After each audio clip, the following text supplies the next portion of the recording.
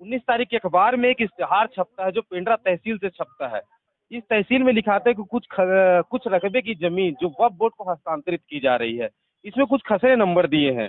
जो पेंड्रा तहसील से इश्तिहार पेपर में छपा वह छपने की दिनांक 19 तारीख है और इसमें आपत्ति दर्ज की जो दिनांक दी गई है वो 17/12 की दी गई है।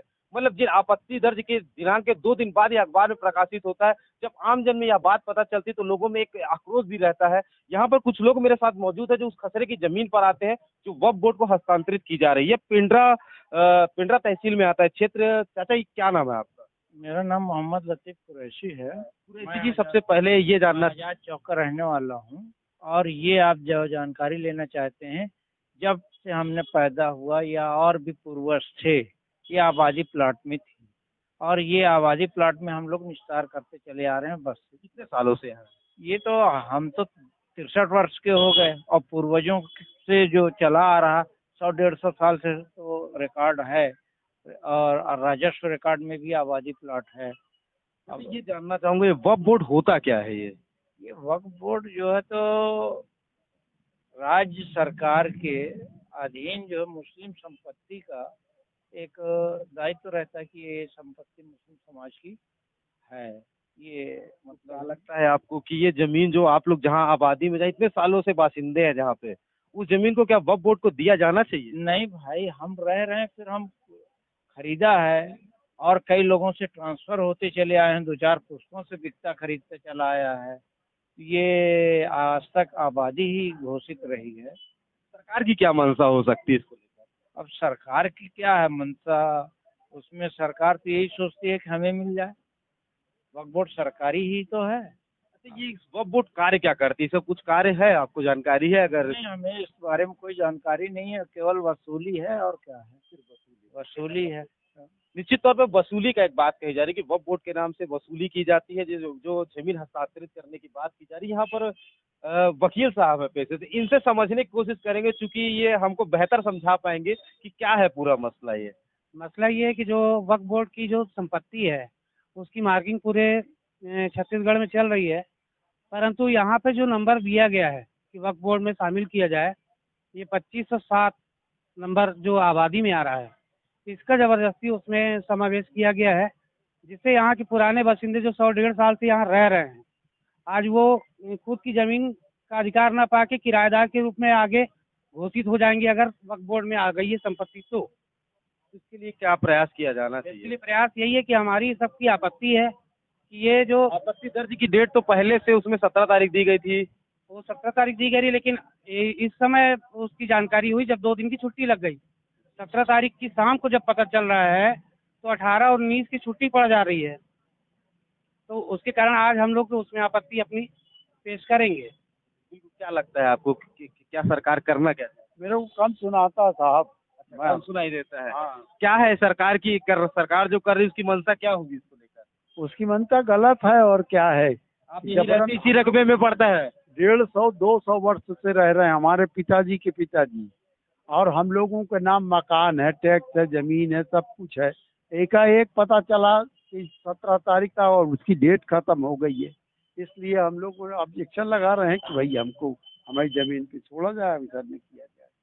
बिल्कुल, आप लोग भी लगातार यहाँ कई सालों से बासिंदे हैं आपके। क्या लगता है कि क्या हो ये जो तरीका जिस तरीके से तहसील पेंड्रा से प्रकाशन होता है इश्तिहार का, क्या है पूरा ये मसला? ये तो राजनीतिक प्रोपोगंडा है, मैं आपको बताऊं, लोगों को परेशान करने की और कुछ नहीं। और व्यर्थ, यहाँ तो 150 वर्ष से काबिज है लगभग, वो हमारे पिताजी के पिताजी थे उस समय। और ये शैतानी फितूर है लोगों को परेशान करने।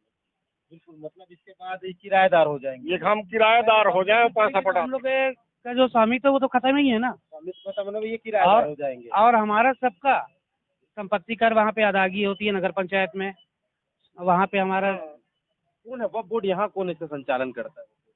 अब इसके बारे में तो मैं जानकारी पूरी नहीं बता पाऊंगा, परंतु जो भी वक्फ बोर्ड के सदस्य हैं उनके द्वारा यहाँ आवेदन प्रस्तुत किया गया है और आनंद फानंद में इस टाइप का सब कार्य करवाया जा रहा है बस। आपको क्या लगता है? देखिए, क्या है आपका? प्रखर तिवारी। देखिए, मैं आपको ये बताना चाहता हूँ कि जब से छत्तीसगढ़ में कांग्रेस की सरकार आई है, इस तरह की घटनाएं लगातार बढ़ती जा रही। कवर्धा में इस तरह की हिंसा हुई। राज्य को लगातार दंगों से प्रताड़ित करने का ये एक कार्यक्रम है। आज पेंड्रा के माहौल को इस तरह से वक्फ बोर्ड के नाम पर खराब करने का एक कुचक्र चल रहा है और होना कुछ नहीं है। इस की लड़ाई को हम यहाँ छोड़ेंगे नहीं। अगर प्रशासन सरकार के दबाव में इस तरह का कार्य करेगा तो न्यायालय जाने का मार्ग खुला होगा और न्यायालय जाकर के हम न्याय प्राप्त करेंगे। परंतु मैं प्रशासन को ये बात बताना चाहता हूँ कि सरकार स्थिर नहीं रहती। सरकार 2 वर्ष बाद चली जाएगी और जिस दिन सरकार चली जाएगी उस दिन इसका हिसाब लिया जाएगा कि किस तरह से एक आबादी बहुल स्थान को इस तरह से वक्फ बोर्ड को ट्रांसफर करने का कुचक्र रचा गया। सरकार किसने एप्लीकेशन किया, कब यह कार्यक्रम शुरू हुआ, वक्फ बोर्ड ने कब आवेदन किया और यह जमीन वक्फ बोर्ड को कैसे मिलनी चाहिए, इसके विषय में यदि कोई जानकारी हो तो वह सार्वजनिक होना चाहिए। यह हमारी मांग है। आपका क्या नाम है? मोहम्मद अशफाक मंसूरी। आपकी भी जमीन आ रही है वक्फ बोर्ड में? लगभग ये एरिया 2507 खसरा नंबर है इसका, जिसपे ये लोगों ने व्यापारतन के लिए आवेदन दिया हुआ है वक्फ बोर्ड रायपुर। ये जमीन, पहली बात तो वक्फ बोर्ड को वक्फ किसने की, ये हम लोगों की वक्फ का मतलब क्या होता है? वक्फ का मतलब होता है दान दी हुई भूमि, वक्फ की हुई भूमि। ठीक, तो वक्फ बोर्ड में सहमति नहीं ली जाती किसी से? नहीं सर, वो तो क्या होता है पर्सनल, या आपकी भी जमीन होगी तो आप का मन है वक्फ कर दें, वो जमीन वक्फ जो होती है समर्थन मतलब वो सामने वाले से उसका सहमति तो मांगी जाती होगी। शासन अधिपत्य जिसका होता है इस जमीन पे ना, वो अपने मतलब पूरी मर्जी से, उसकी पूरी मर्जी होती है, वो इस जमीन को वक्फ कर सकता है। वक्फ शासन को किया जाता है।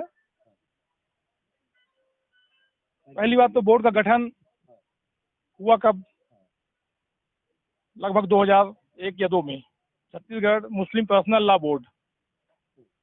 तो ये जमीनें तो हमारी जो हैं 2507 जिसमें हम लोग रहते आ रहे हैं, ये लगभग 3 बार इसका फौजी मानूर हो चुका है। मतलब हम लोग इस जमीन पे 1928-29 मिसल जब से शुरू हुआ तब से इस पे काबिज हैं अपन।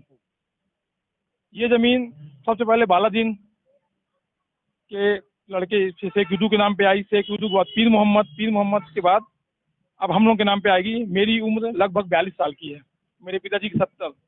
लगभग हम लोग 100 साल से इस जमीन पे काबिज चले आ रहे हैं। लोग भी नहीं चाहते ये जमीन वक्फ बोर्ड को हटाती। वक्फ बोर्ड की है ही नहीं। वक्फ बोर्ड, पहली बात वक्फ बोर्ड चक्र क्यों रचा जा रहा है इस तरीके का चक्र क्यों? अब ये तो अब इस पे अपन जब कोर्ट पे जाएंगे, एक पिटीशन दायर करेंगे, वहाँ पे वक्फ बोर्ड आए और अपने दस्तावेज रखे, उसको वक्फ किसने किया और वो व्यापारतन के लिए इस पे जो मांग की है क्यों की है, वही बात करेंगे अपन। बिल्कुल, जिस तरीके से यहाँ पर वक्फ बोर्ड को नाम हस्तांतरित करने की बात की जा रही है, यहाँ पर लोगों की आपत्तियां दर्ज है, लोगों में तमाम आक्रोश भी देखने को मिल रहा है। अब देखने वाली बात होती है कि सरकार इसमें किस तरीके से पहल करती है, यहाँ का जिला प्रशासन, यहाँ का तहसील प्रशासन किस तरीके से इनको इनके जमीन को इनके हक में दिलाता है। Sushant Gautam, BCC news, Gaurela, Pendra, Marwahi.